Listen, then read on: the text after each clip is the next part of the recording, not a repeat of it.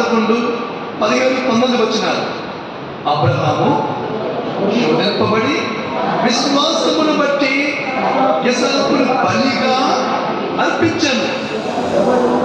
ఎవడు ఆ వాగ్దానములు సంతోషముతో అంతే.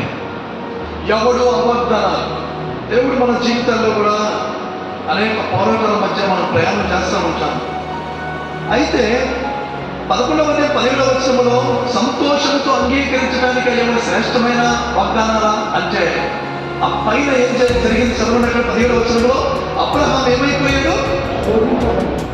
తన కొడుకు విషయంలో ఎంతగానో, ఆదికాండం 22వ అధ్యాయంలో ఎంతగా శోధించబడ్డాడు. ఆదికాండము 22వ అధ్యాయంలో మొట్టమొదటి వచ్చిన ఆ సంగతులు జరిగిన తర్వాత దేవుడు అబ్రహామును పరిశోధించాడు. మరి పరిశోధించాడు అక్కడేముంది? హెబ్రీ 11:17 ఏముంది? కాబట్టి ఇక్కడ అన్నాడు పరిశోధన వెళ్ళాడు. ఏమని?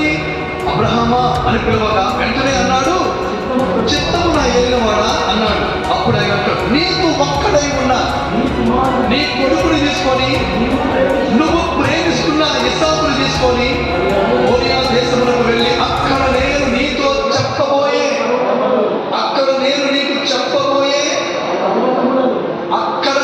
చెప్పబోయే ముందు అడ్రస్ రూట్ మ్యాప్ ఏమి కూడా 22వ అధ్యాయం వరకు మనం జాగ్రత్తగా గమనిస్తే, ఇక్కడ జరిగే విషయాలను మనం జాగ్రత్తగా చూస్తే, ఆదికాండం 12వ అధ్యాయానికి, ఆదికాండం 22వ అధ్యాయానికి చెప్పబోవు పర్వతాలలో, ఇప్పుడు ఇక్కడ 12వ అధ్యాయం మొదటి వచనంలో అసలు ఎక్కడికి వెళ్తున్నాడు? రూట్ మ్యాపే లేదు.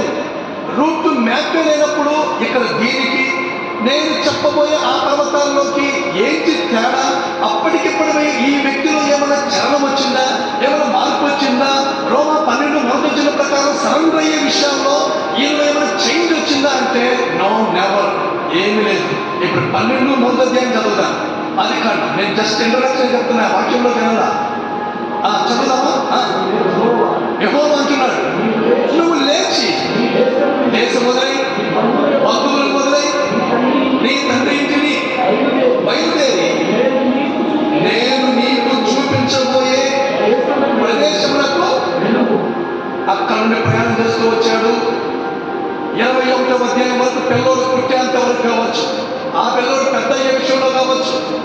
ఆ 22వ అధ్యాయానికి రాగానే 12వ అధ్యాయంలో జరిగిన సిచ్యువేషన్ మరలా గుర్తుకొస్తుంది.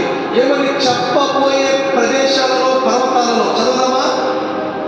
22వ వచనం, నీకు ఒక్కడైనా నీ కొడుకు అనగా నీవు ప్రేమించు మోరియా దేశానికి వెళ్ళు, అక్కడ చెప్పబోవు. అబ్బా, కానీ ఏం చెప్పాల? కానీ బయలుదేరాడు వెంటనే, ఆన్ ది స్పాట్, తెల్లవారుజామునే, ఒక్క నిమిషం కూడా వేస్ట్ చేయలేదు. తెల్లవారుతులే కానీ చదువుదాం అన్నమాట. తెల్లవారినప్పుడు అబ్రహాము లేచాడు, గాడిదకు గంత కట్టాడు, పరిమాణంలో ఇద్దరిని ఇస్సాకును తోడుకొని కట్టెలు చీల్చి లేచి చెప్పిన ప్రదేశానికి పరిగెత్తాడు. ఇక్కడ మనం విషయాన్ని గమనించాలి. ఇస్సాకు తల్లి అబ్రహాము భార్య ఎవరు? ఇస్సాకు తల్లి ఎవరు? అబ్రహాం భార్య ఎవరు? కానీ ఇక్కడ ఏమైనా చెప్పిన సందర్భం కానీ, ఇట్లా మేము వెళ్ళొస్తాము మళ్ళీ వస్తామని చెప్పిన సందర్భం ఏమైనా ఉందా? లేదు. దీన్ని బట్టి మనకి ఏమర్థమవుతుంది? హెబ్రీ 11:17 ఆ వాగ్దానం ఎట్లా అంగీకరించాడు? ఇది నేర్చుకోవాలి మన నిజ జీవితంలో.